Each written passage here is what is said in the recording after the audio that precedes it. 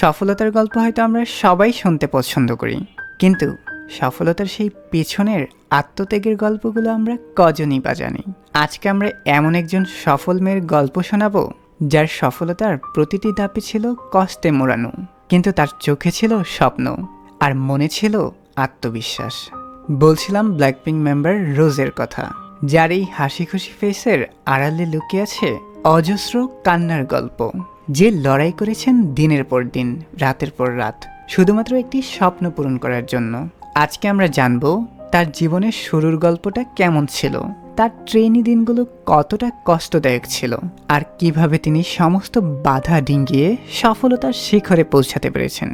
তার স্বপ্নের পেছনে তার বাবা মা কতটা সহায়ক ছিল, কেন মানুষ তাকে এত পছন্দ করে, এবং আরও অনেক কিছু নিয়ে বিস্তারিত এক অধ্যায়।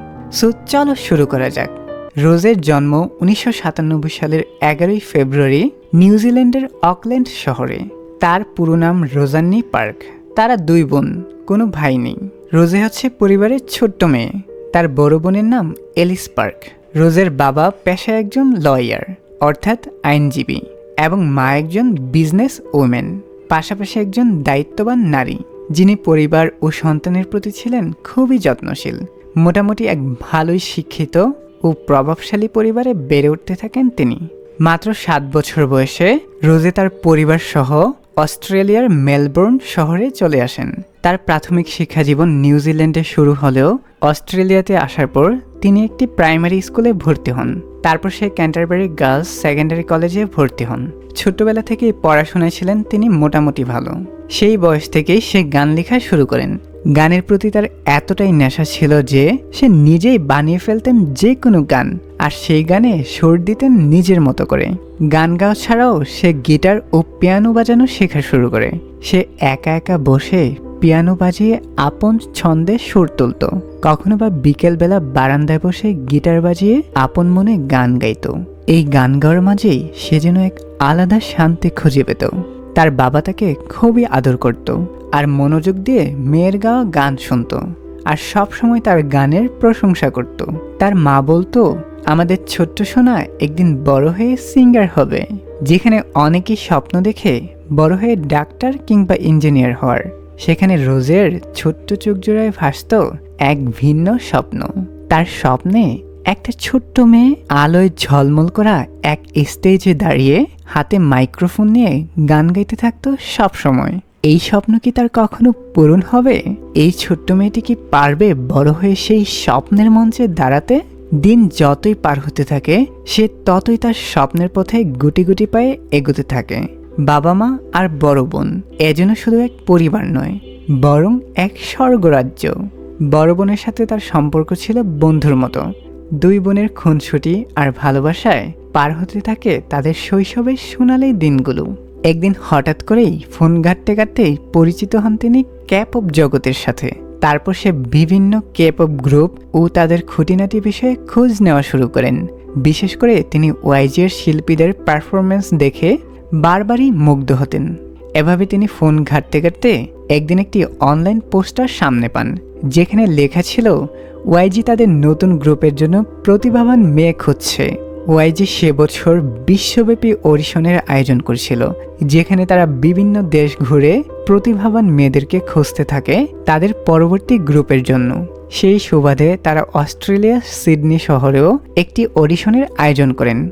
স্কুল পড়া সেই ছোট্ট মেয়েটি সেদিন বাবার হাত ধরে প্রিয় গিটারটির সাথে নিয়ে ছুটে যান অডিশন দিতে।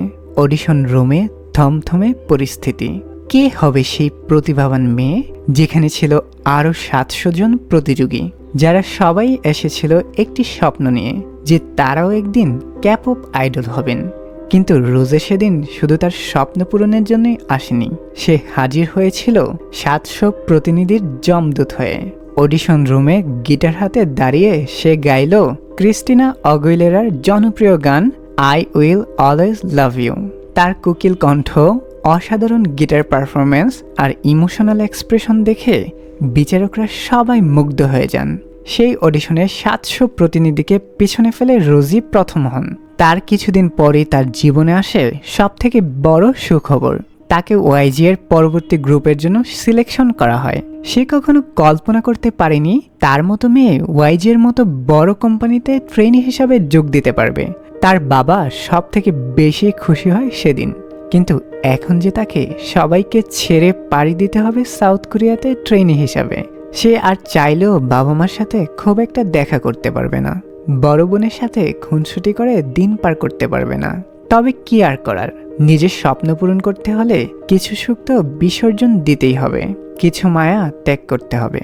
রোজেও সেদিন বুঝে গিয়েছিল ইমোশন দিয়ে আসলে জগৎ চলে না। সে চলে যায় তার প্রিয় পরিবার, বন্ধুবান্ধব ও প্রিয় দেশ, প্রিয় শহর ছেড়ে এক অচেনা শহরে, যেখানে ছিল না কেউ তার আপন, ছিল না কোনো বন্ধুবান্ধব, ছিল না কোনো পরিচিত মুখ, না জানতো কোরিয়ান ভাষা। সব কিছুই ছিল ঝাপসা আর অগোছালো।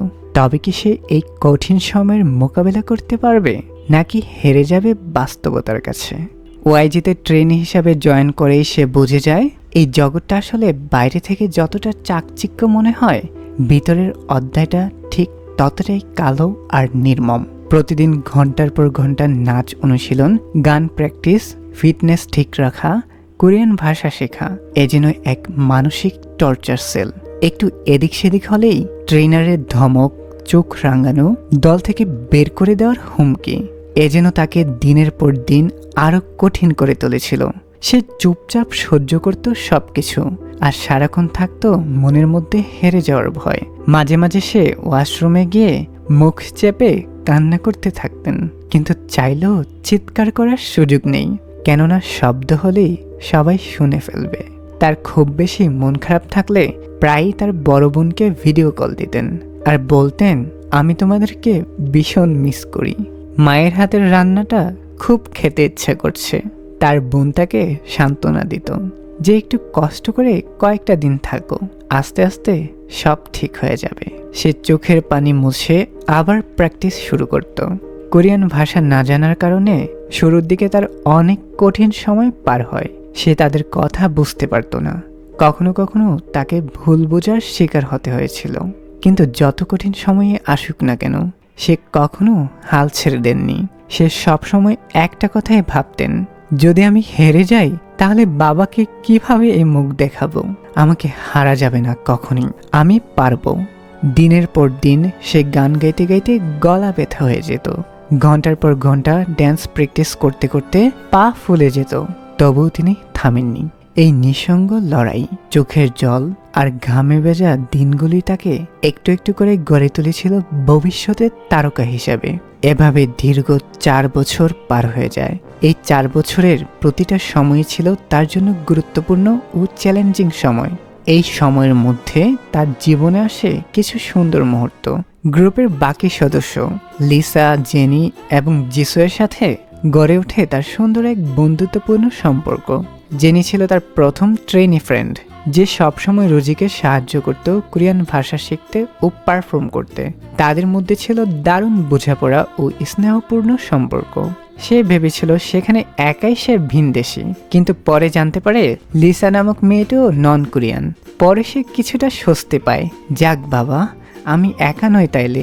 দুইজনই প্রথম প্রথম কোরিয়ান ভাষা বুঝতো না, কিন্তু তারা একে অপরের কষ্টটা ঠিকই বুঝতো। তারা একসাথে মজা করত, গিটার বাজাতো ও ডান্স প্র্যাকটিস করত। যিশু ছিল তার বড় বোনের মতো।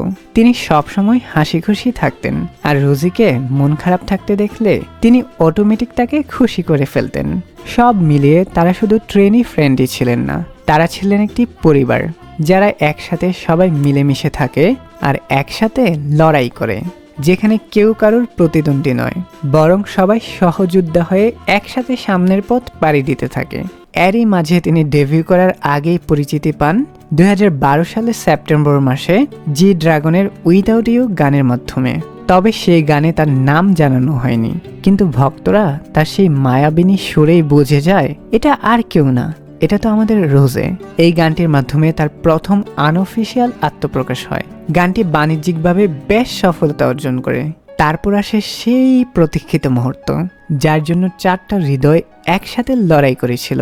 ব্ল্যাকপিঙ্কের ডেবিউ 2016 সালের 8ই অগস্ট অফিসিয়ালি আত্মপ্রকাশ করা হয় ব্ল্যাকপিঙ্কের 4 সদস্যকে, লিসা, জেনি, রোজে এবং জিসু। তাদের ডেবিউ অ্যালবামের নাম ছিল স্কোয়ার ওয়ান, যার মধ্যে ছিল বোম্বায়া ও হুইসেলের মতো গান, যেই গান দুটো শুরুতেই ক্যাপ অফ ইন্ডাস্ট্রিতে ঝড় তোলে। বিশেষ করে হুইসেল গানের মধ্যে রোজের ইমোশনাল ও ইউনিক সুর সবাইকে মুগ্ধ করে। একই সুরের তেজ মুহূর্তে যেন আগুন ধরিয়ে দেয় ভক্তদের মনে, আর মুহূর্তেই করে ফেলে শান্ত। বলতে হবে তার সুরে জাদু আছে যা সবাইকে পাগল করে দেয়। সে কোনো সাধারণ সিঙ্গার নন, সে যেন এক মায়াবিনী, যেন এক আগুনের গোলা। তারপর আসে সেই দিনটি যেদিন সে তার স্বপ্নের মঞ্চে পা রাখেন। তার হাতে ছিল মাইক্রোফোন, চোখে ছিল সফলতার অশ্রু, সেই ঝলমলে মঞ্চ যার জন্য 4 বছর লড়াই করেছেন। যেই মঞ্চের স্বপ্ন ছোট্টবেলায় এঁকেছিলেন মনে মনে, আজ যেন সেই স্বপ্নের বাস্তব রূপ নেয়। তার প্রথম দিনের পারফরমেন্সেই সেখানে থাকা সকল দর্শক মুগ্ধ। একটি মেয়ে কিভাবে এত সুন্দর করে গান গাইছে, কি দারুণ সুর! প্রথম দিনে সে মাতিয়ে তোলে সবাইকে। দর্শকরা বলছিল রোজে হলো ব্ল্যাকপিঙ্কের প্রাণ। তিনি শুধু গান গান না, সেই গানকে ইমোশন দিয়ে ফুটিয়ে তোলেন।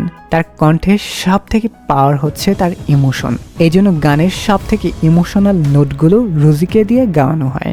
এই সব কিছুই প্রমাণ করে তিনি শুধু একজন সিঙ্গার নন, বরং একজন স্টোরি টেলার, যিনি গানের মাধ্যমে শ্রোতাদেরকে অনুভব করাতে পারেন। এবার তার সোলো ক্যারিয়ার সম্পর্কে সংক্ষেপে জেনে নেওয়া যাক।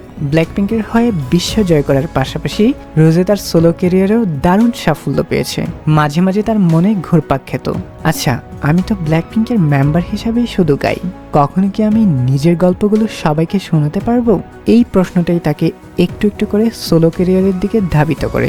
2021 সালের 12ই মার্চ মুক্তি পায় তার প্রথম সোলো অ্যালবাম আর, যার অন্তর্ভুক্ত ছিল 2টি গান, অন দ্য গ্রাউন্ড আর গন।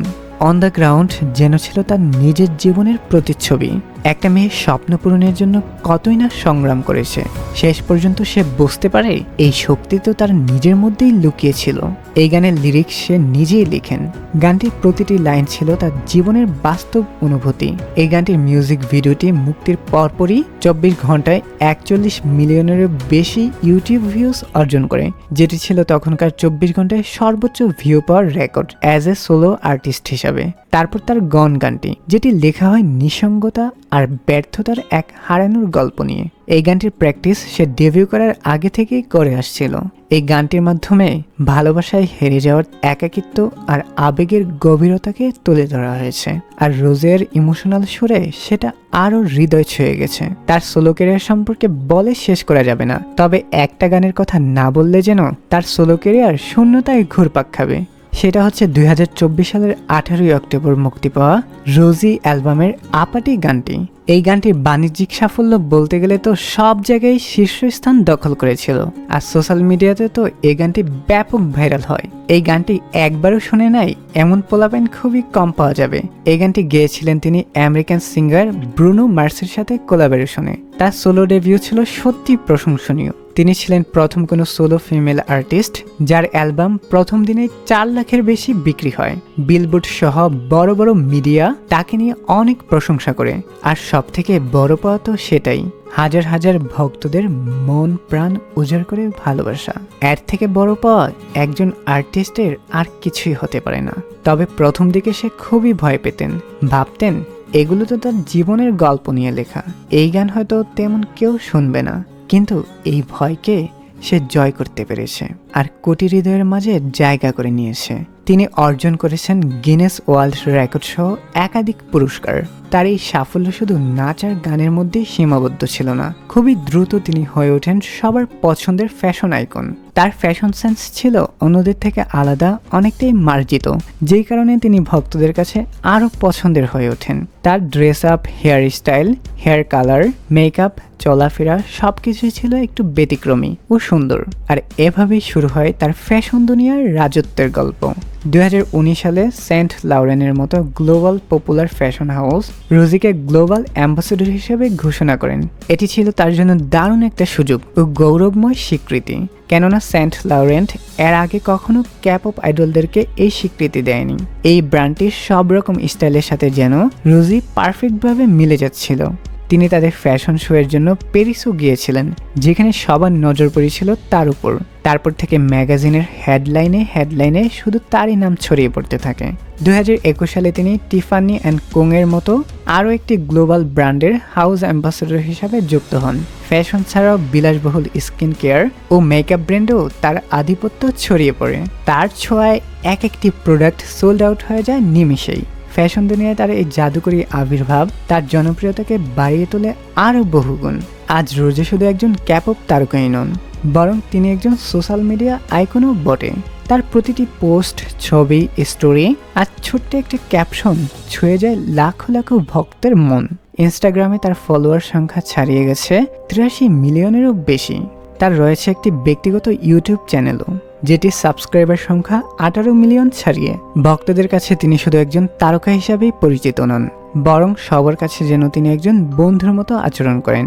তার এই মিষ্টি স্বভাব ও বন্ধুসুলভ আচরণ ভক্তদের খুবই প্রিয়। রোজি সবাইকে তার পরিবারের সদস্য মনে করেন, সবাইকে অনেক আপন ভাবেন আর তাদের সাথে অনেক সময় ও সুন্দর মুহূর্ত পার করেন। মাঝে মাঝে তিনি লাইভে আসেন, ভক্তদের সাথে আড্ডা দেন, বিভিন্ন ফ্যান ইভেন্টেও অংশ নেন এবং সোশ্যাল মিডিয়াতেও ভক্তদের পোস্টে সাড়া দেন। কারণ তিনি মনে করেন তার ভক্তরাই তার সব কিছু, তাদের জন্যই তিনি আজ এত দূর আসতে পেরেছেন এবং যতদিন সে আছেন ততদিন সবার ভালোবাসা নিয়েই থাকতে চান। তিনি কখনো কাউকে কোনোভাবে কষ্ট দিতে চান না। সে তার ভক্তদের প্রতি খুবই আন্তরিক এবং সবসময় তাদের প্রতি কৃতজ্ঞতা প্রকাশ করেন।